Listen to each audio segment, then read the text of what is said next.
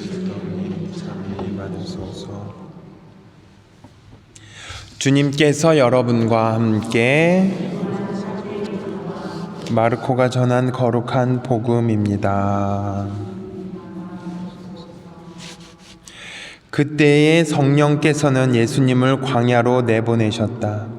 예수님께서는 광야에서 40일 동안 사탄에게 유혹을 받으셨다. 또한 들짐승들과 함께 지내셨는데 천사들이 그분의 시중을 들었다. 요한이 잡힌 뒤에 예수님께서는 갈릴레아에 가시어 하느님의 복음을 선포하시며 이렇게 말씀하셨다. 때가 차서 하느님의 나라가 가까이 왔다. 회개하고 복음을 믿어라. 주님의 말씀입니다.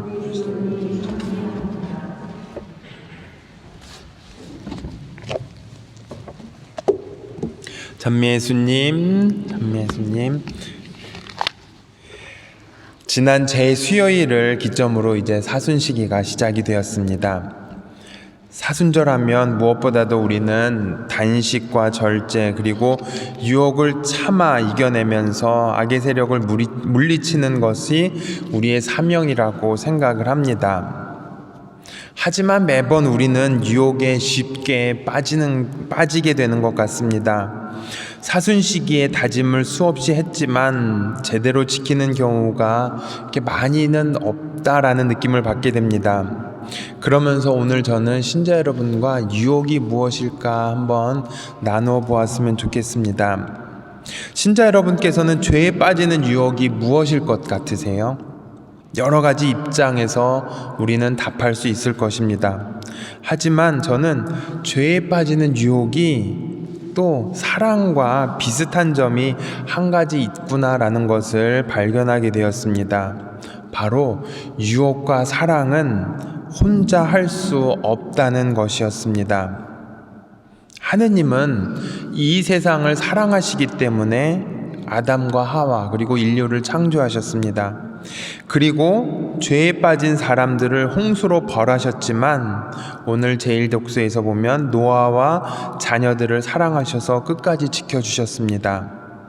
그리고 하느님은 인간을 사랑하셔서 아들 예수님을 보내주셨고 예수님의 죽음을 통해서 우리를 구원해 주셨습니다.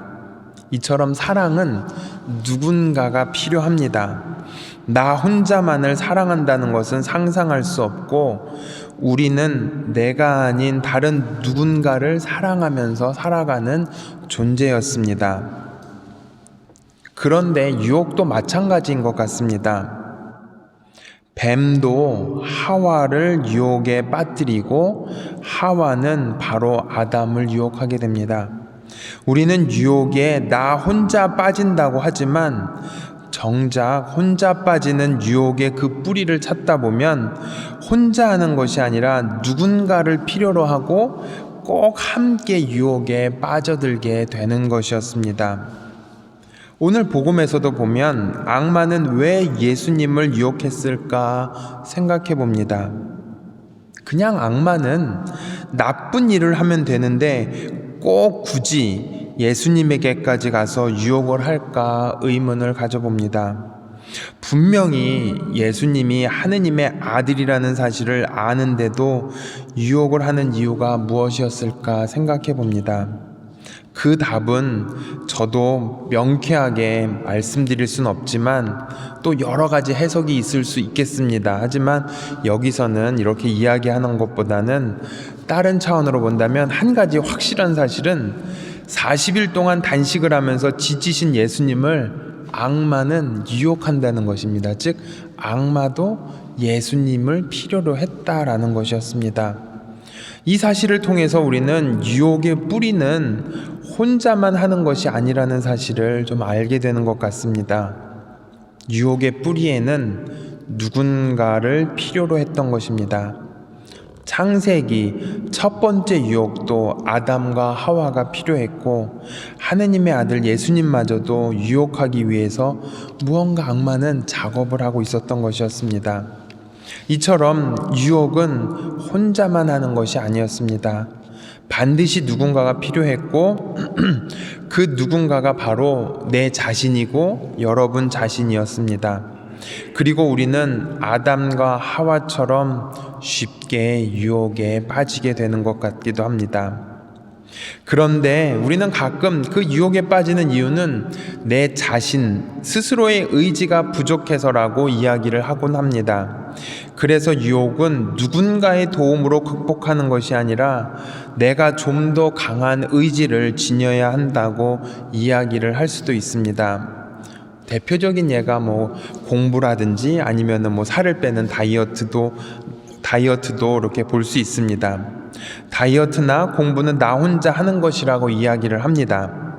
틀린 말은 아닙니다.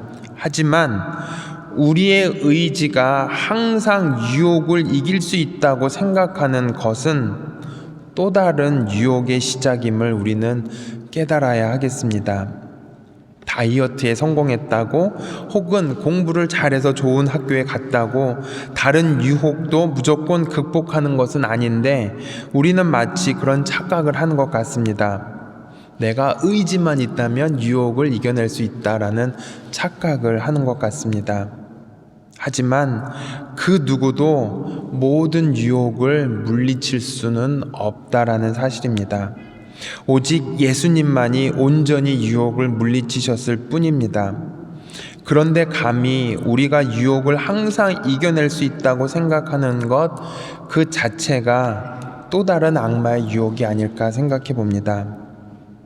우리는 연약한 인간입니다. 저도 그렇고 여기 계신 모든 분들도 유혹에 쉽게 빠지는 아주 나약한 존재입니다. 그리고 동시에 우리는 사랑을 주고받기를 원하는 그런 또한 사랑스러운 존재입니다. 우리는 지금 이 순간에도 누군가를 필요로 하고 있다는 사실을 깨달아야 하겠습니다. 우리는 유혹에 빠지지 않기 위해서 그리고 또한 동시에 사랑하기 위해서 사랑하는 사람, 내 가족, 친구, 이웃이 필요한 것입니다. 유혹을 물리치기 위해서 우리 자신을 단련해야 하지만 동시에 우리는 하느님과 성모님의 그 사랑과 자비 그리고 가족의 관심과 사랑이 절실히 필요하다라는 것을 잊지 않았으면 좋겠습니다.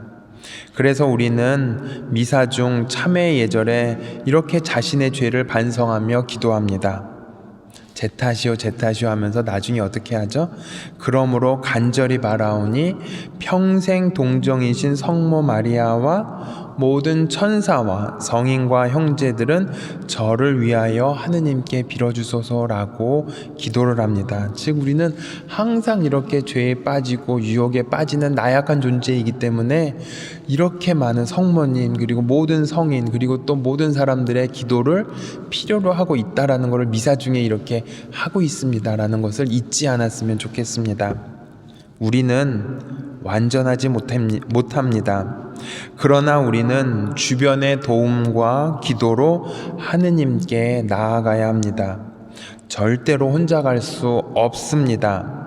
우리가 지금 나누는 이 사랑도 누군가의 사랑이 필요로 한 것이었고 그리고 우리가 지금 극복해야 할 유혹도 누군가의 도움이 절실히 필요로 할 때 우리는 극복할 수 있는 것이었습니다. 어떻게 보면 사랑과 유혹은 완전히 다른 것 같지만 공통점은 딱 한 가지, 누군가와 함께 있다라는 것이었습니다. 그렇다면 누군가와 함께 할 때 우리는 함께 기도하면 우리는 분명히 사랑을 실천할 수 있습니다.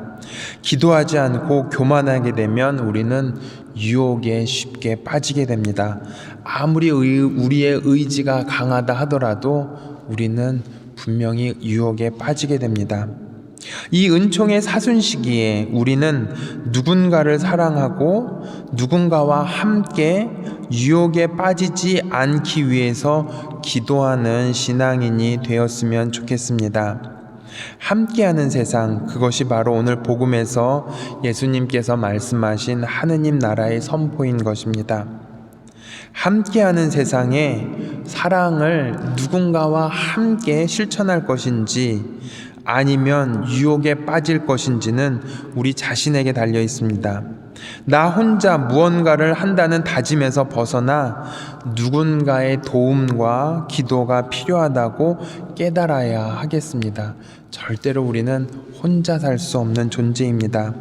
부족한 우리 자신은 하느님의 자비와 은총이 정말로 필요하다는 사실을 잊지 않고 서로가 서로를 위해서 기도하는 신앙인이 될 때 우리는 이 힘든 어떻게 보면 유혹을 조금 더 쉽게 극복할 수 있지 않을까라는 생각을 해보게 됩니다.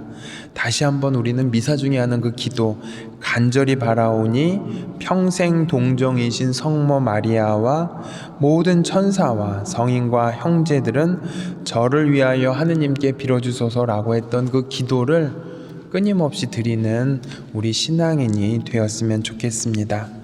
잠시 묵상하겠습니다.